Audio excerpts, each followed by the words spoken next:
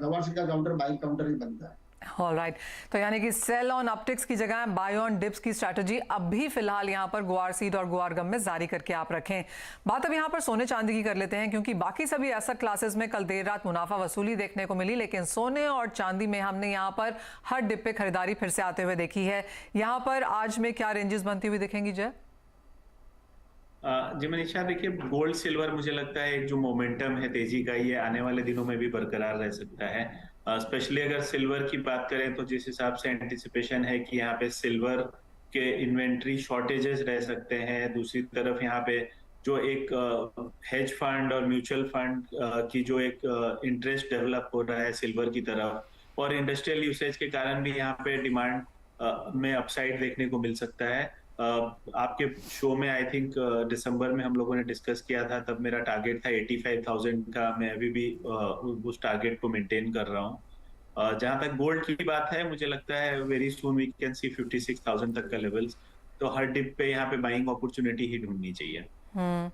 यानी कि नए हाइज की राह पर यहाँ पर सोना है, बहुत दूर इन स्तरों से फिलहाल नहीं है। और जय, चांदी में किस तरह की बढ़त की एक्सपेक्टेशन है फिर?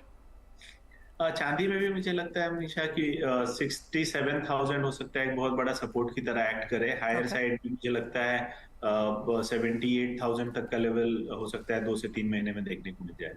ऑलराइट, यानी कि बाइंग साइड पे यहाँ पर सोने चांदी में आप बरकरार हैं। जैसे कहा गया, पिछले 24 घंटे में अगर बाकी एसेट क्लासेस देखें तो सब जगह गिरावट देखने को मिली है, लेकिन सोना चांदी यहाँ पर on the positive side. Rupesh, agri space में अगर हम यहाँ पर स्पाइसेस की अब बात करें तो जीरा एक नॉन स्टॉप रन जैसा अब नजर आता है। सभी कमोडिटीज एसेट क्लासेस को इसने पिछले साल में आउट परफॉर्म किया है और शुरुआत इस साल की भी काफी बेहतरीन हुई है। डेफिनेटली जीरा अनएक्सपेक्टेडली आउट परफॉर्म किया है। सबको ऐसा लग रहा है 30,000 पे थम जाएगा, लेकिन 30,000 और झड़प और स्पीडी जा रहा है, जिससे पिछले मंडे और ट्यूसडे को हमें ऊपर की सर्किटें दिखी। आज थोड़ी डेफिनेटली जो एक्शन की तरफ से नए मार्जिन इंपोज हुए हैं उसकी इंपैक्ट हुई है। ऊपर के लेवल से तेजी वाली भी थोड़ी अपनी प्रॉफिट बुकिंग आ रही है। And no doubt total trap हो गए मंदी वाले, जिनकी धारणा थी कि बहुत अच्छा करो पे ये डिमांड नहीं रहेगी, क्या 30,000 के ऊपर जा सकता है, लेकिन सबको बाजू पे रख के 34,000 का लेवल नेक्स्ट 2 डेज में दिखा।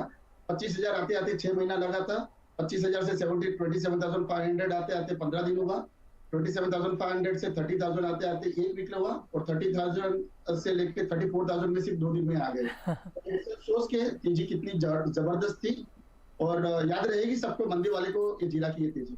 जी हाँ, बहुत ज़्यादा तेज़ी देखने को मिली, और जैसे वो आपने टाइमलाइन यहाँ पर बताई है, जी हाँ, बहुत कम समय में, और जैसे आपने कहा कि बेयर्स यहाँ पर फुल्ली ट्रैप होते हुए नजर आए हैं, क्योंकि बढ़त यहाँ पर एक तरफा थी। मार्जिन लगने का इंपैक्ट हमने ऑफकोर्स यहाँ पर बाजार में आता हुआ देखा है, लेकिन फंडामेंटल्स अभी भी ऑन द पॉजिटिव साइड, क्योंकि जो नई फसल है वो 1 महीने बाद आएगी। कैरी फॉरवर्ड स्टॉक बहुत ज़्यादा नहीं है, तो बहुत ज़्यादा गिरावट की उम्मीद for the very near term शायद ना हो। लेकिन बहुत शुक्रिया आप दोनों का ही, रुपेश संजय, हमारे साथ और जुड़ने के लिए। तो एनर्जी पैक में फिलहाल खरीदारी नहीं करनी है, सोने चांदी में खरीदारी ही करनी है। और जहां तक एग्री की बात है, गुआर और जीरे में अभी भी ऑन द पॉजिटिव साइड के ट्रेड्स यहां पर हमारे एक्सपर्ट्स की तरफ से आते हुए। इसी के साथ एक ब्रेक के लिए रुकेंगे, लेकिन जब लौटेंगे तो लेकर आएंगे एक्सक्लूसिव चर्चा IIBX के MD and CEO Ashok Gautam के साथ।